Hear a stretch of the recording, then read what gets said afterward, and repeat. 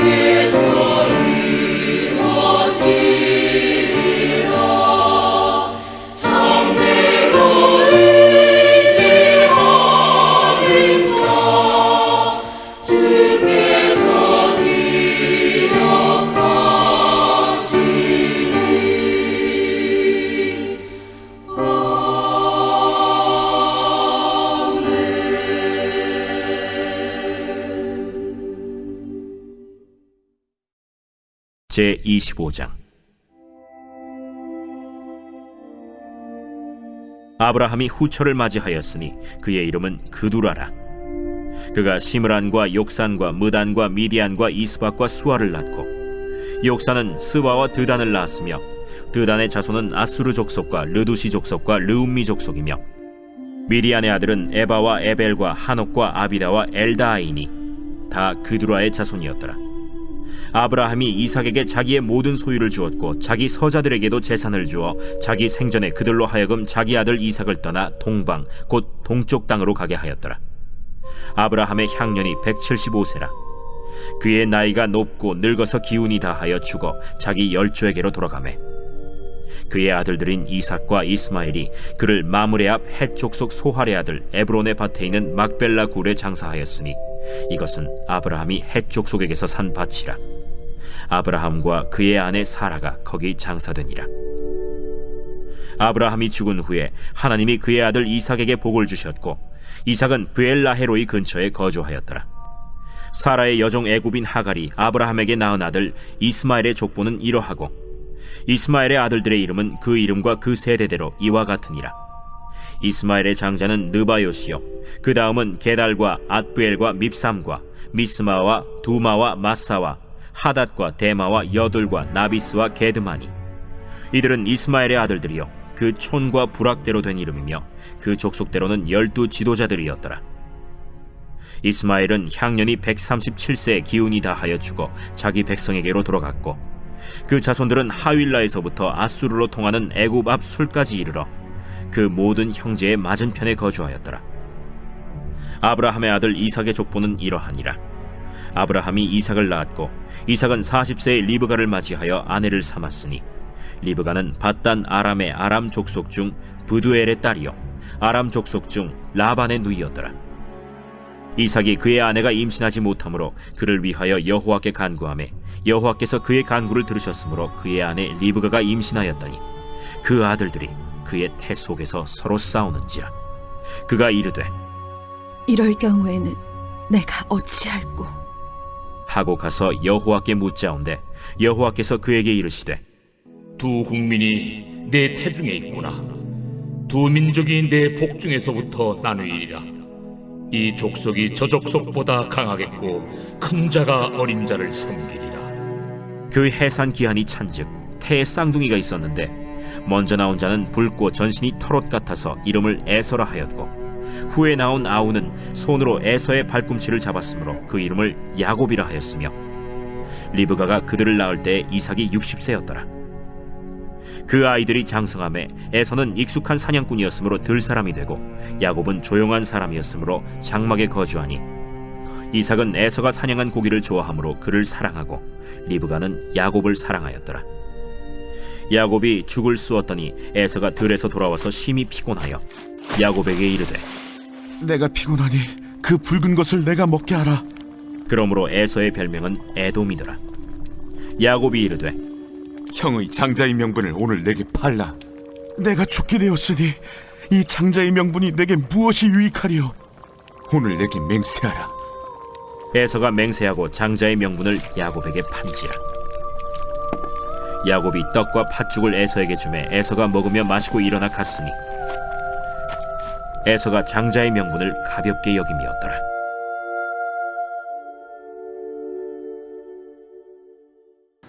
오늘 우리가 함께 나눌 말씀은 창세기 25장의 말씀입니다. 창세기 25장은 크게 세 파트로 나눌 수 있는데요. 첫 번째 파트는 1절부터 11절까지입니다. 그 내용은 아브라함이 첩을 통해 얻은 자녀와 또한 그의 죽음에 관한 이야기가 나와 있고, 또한 두 번째 파트인 12절부터 18절까지는 이스마엘과 그 자손의 족보가 언급되어 있습니다. 또 마지막 19절부터 34절까지의 말씀은 우리가 많이 알고 있는 에서와 야곱이 태어나고 또한 팥죽 한 그릇에 장자권을 팔아 넘기는 그러한 이야기들이 기록되어 있죠. 그런데 우리가 이미 익숙하게 알고 있는 이 마지막 파트를 제대로 이해하기 위해서는 첫 번째, 두 번째 파트를 반드시 짚고 넘어가야 마지막 부분의 이야기가 더욱더 풍성해집니다. 본격적으로 말씀을 살펴보면 아브라함의 아내였던 사라가 죽었습니다. 아브라함은 사라를 막벨라 굴에 매장하였고 남편을 따라 멀리서 와서 고생했던 사라를 그리워하고 또한 그리워했습니다. 아브라함은 사라가 죽은 후에 이삭의 아내 리브가를 맞이했고 또한 그녀를 통해서 위로를 얻었다라고 성경은 기록하고 있습니다. 이후 아브라함은 첩을 얻어서 많은 자녀들을 얻게 되죠. 성경에 기록된 첩을 통해 얻은 자녀들은 시므란 외에 5명이나 언급되고 있습니다. 그러나 성경은 그 첩을 통해서 얻은 자를 서자라고 분명하게 기록하고 있습니다. 즉, 첩의 아들이라는 것을 명확하게 구분짓고 있는 것이죠. 이는 이삭과 분명한 구분을 짓고 있는 것임을 우리는 알 수가 있습니다. 또한 아브라함은 죽기 전에 서자들에게도 일부 재산을 나눠준 후에 그들이 살 지역을 지정해 주게 되는데 동쪽으로 멀리 떠날 것을 이야기하고 서자들은 아브라함의 재산을 일부 받은 후에 동쪽으로 떠나 거처를 마련하게 됩니다. 이런 아브라함의 모습은 장자의 권한과 또한 장자의 재산은 오직 이삭에게 있음을 분명하게 하는 행동이었습니다. 장자인 아들은 오직 이삭이고 나머지 이스마엘과 여러 서자들은 분명하게 장자가 아니라는 사실을 지금 아브라함은 죽기 전에 분명하게 구분짓고 있는 것이죠. 이렇게 장자의 권한이 이삭에게 있음을 못 박은 아브라함은 175세의 나이로 생을 마감하게 됩니다. 그리고 두 번째 파트인 12절에서부터의 내용을 보면 사라의 종이었던 하갈을 통해 낳은 이스마엘과 그 후손에 대한 이야기가 언급되고 있습니다. 자, 생각해보면 이 두 번째 파트는 굳이 없어도 될 내용입니다. 그 이유는 크게 두 가지로 생각해 볼 수 있는데요. 첫 번째는 굳이 없어도 될 것을 넣은 첫 번째 이유는 12절에 보니까 애굽인 하갈이라고 언급되고 있습니다. 창세기 16장 1절과 또한 13절에서 처음 하갈에 대해 소개할 때 빼고는 그녀를 애굽 사람 하갈이라고 소개한 적이 단 한 번도 없습니다. 그러나 굉장히 오래간만에 성경은 사라의 여종 애굽인 하갈이라고 언급하면서 하갈은 분명히 애굽 출신임을 이야기하고 있죠. 이것은 단순히 이 하갈을 통해 낳은 이 이스마엘은 아브라함의 장자가 될 수 없음을 혈통적으로 분명히 못 받고 있는 것입니다. 즉 순수 혈통이 아니라는 것이죠. 그런데 25장에서는 분명하게 하갈을 애굽인이라고 명칭하면서 이 또한 장자인 이삭과 또한 둘째였던 이스마엘의 분명한 구분을 보여주고 있습니다. 자, 두 번째 이유는 18절에 보니까 이스마엘의 모든 자손들은 그 모든 형제의 맞은편에 거주하였더라 라고 언급합니다. 이 또한 장자 이삭이 거주했던 브엘라 헤로이와 지리적인 구분이 있음을 명확하게 보여주고 있는 것이죠. 마찬가지로 첩의 아들들을 동쪽 땅으로 보내버린 것과 같은 맥락입니다. 지금 성경은 25장 1절부터 18절까지 전반부에서는 서자들의 동쪽으로의 이주를, 후반부에서는 이스마엘과 그 자손들이 분명하게 분리되어 맞은편에 거주했다는 사실을 언급하고 있습니다.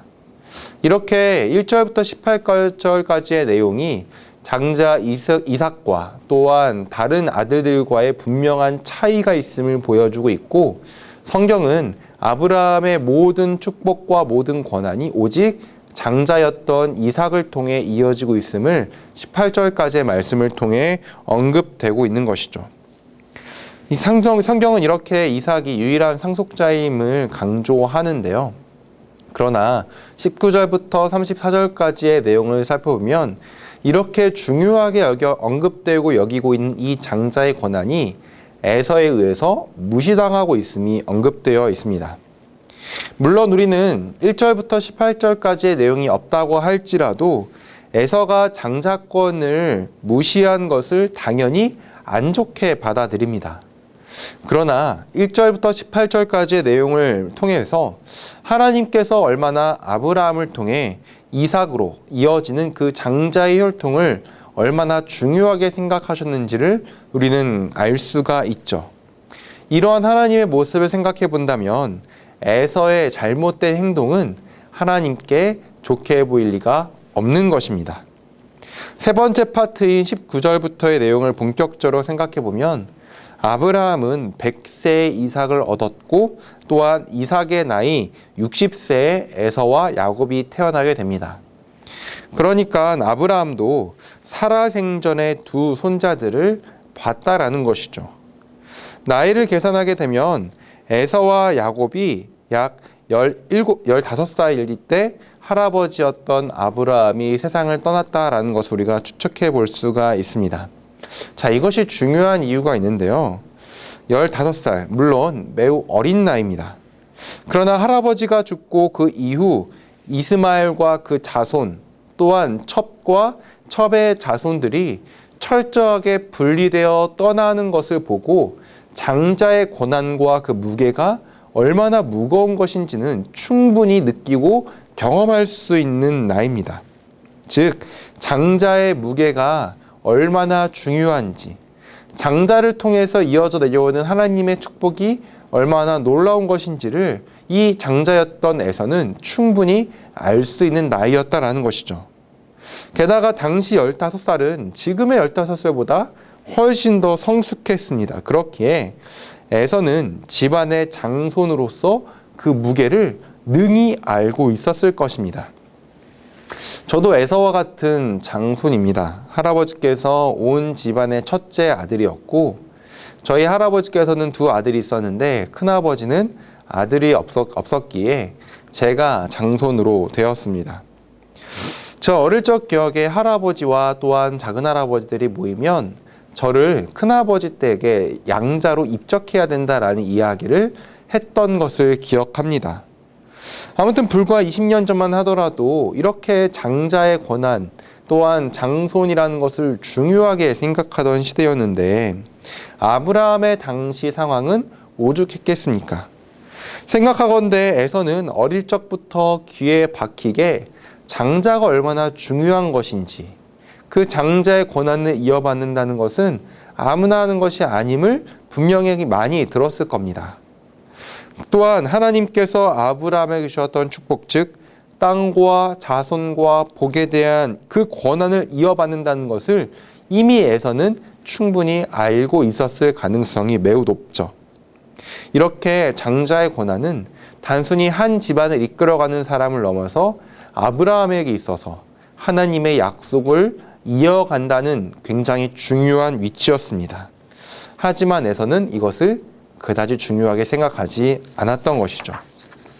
뱃속에 있을 때부터 에서와 야곱은 서로 치고받고 싸웠습니다. 얼마나 엄마 뱃속에서 서로 싸웠으면 이삭이 근심하여 여호와께 물어볼 정도였을까요? 그 정도로 엄청 싸웠다는 겁니다. 그런데 하나님께서는 큰 자가 작은 자를 섬길 것을 말씀하시면서 이 둘의 싸움이 필연적인 것임을 이야기하십니다. 태어나는 순간까지 둘째였던 야곱이 첫째 발 뒤꿈치를 잡고 태어났으니까 얼마나 그 싸움이 또한 그 갈등이 깊었겠습니까? 이 쌍둥이는 장성하여 형 에서는 능숙한 사냥꾼이 되었고 또한 동생 야곱은 주로 장막에 거주하는 사람이 되었습니다. 하루는 야곱이 집에서 죽을 쓰고 있었는데요. 사냥 나갔던 형이 돌아와서 너무 배고파 죽게 되었다라고 이야기하면서 내가 피곤하니 지금 쓰고 있는 그것을 좀 먹자라고 이야기합니다. 여기서 피곤하다는 단어는 육체적인 피곤함도 상징하지만 매우 굶주린 상태의 뜻을 담고 있습니다. 아마 맥락에 의하면 이 두 번째 해석이 조금 더 원문에 가깝지 않을까 생각하는데요. 아무튼 사냥이라면 매우 능숙했던 에서가 그날따라 유독 익숙한 또한 능숙한 사냥꾼의 모습을 보이지 않고 아무것도 잡지 못한 채 돌아와 지금 굶주리고 있는 것입니다. 바로 이때 야곱이 이거 줄 테니까 장자의 명분을 오늘 내게 팔아라라고 권면합니다. 애매하게 말하지 않습니다. 야곱은 오늘 내게 장자의 명분을 팔아라라고 정확하게 말하고 있죠. 그랬더니 야곱이 다시 한번 말합니다. 앞에서는 팔아라라고 이야기했는데 이번에는 이 결정에 못 박는다는 뜻으로 오늘 내게 맹세하라라고 형 에서에게 강조하고 있죠.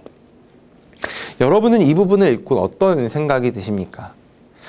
참 야곱이 집요하지 않습니까? 아주 욕심꾸러기입니다. 태어날 때부터 그렇게 움켜쥐고자 살았던 인생이죠. 게다가 자기의 친형이자 집안의 장손입니다. 만일 이 상황을 아버지 이삭이나 할아버지 아브라함이 살아생전에 이 장면을 보고 있었다면 아마 야곱의 등짝은 남아나지 않았을 겁니다. 형이, 장손이 사냥 나갔다가 돌아와서 배고파 죽겠다라고 말하는데 마침 죽을 만들고 있던 동생이 그거 한 그릇 못 줄 것이 무엇이 있겠습니까? 저에겐 여동생이 있는데 여동생이 집에서 라면 끓이고 있는 중에 하루 종일 밖에서 일하고 온 제가 들어가서 라면 좀 같이 먹자라고 말했다고 칩시다. 만약 그 상황에서 여동생이 저에게 싫어, 이거 내가 다 먹을 거야 라고 말하거나 안 줘 라고 이야기하면은 분명히 괘씸한 것이죠. 분명히 여동생은 같이 먹자라는 제안에 흔쾌히 응하면서 같이 라면을 나눠 먹었을 겁니다. 아마 누구나 다 그렇게 했을 것이죠. 이 당연히 해야 되는 것을 야곱은 이때다 싶어가지고 형에게 장자의 명분을 오늘 내게 팔아라, 오늘 내게 맹세하라라고 그렇게 움켜쥐고 있는 것이죠. 이러한 야곱의 모습을 통해 하나님께서는 평생에 걸쳐 야곱을 다듬어 가십니다. 많은 것을 움켜쥐려고 했던 야곱의 인생에서 많은 것을 스스로 할 수 없는 인생으로 다듬어 가시죠. 아무튼 야곱도 문제이긴 하지만 지금 당장 성경은 에서의 행동에 조금 더 초점을 맞추고 있습니다. 34절 하반절의 말씀입니다.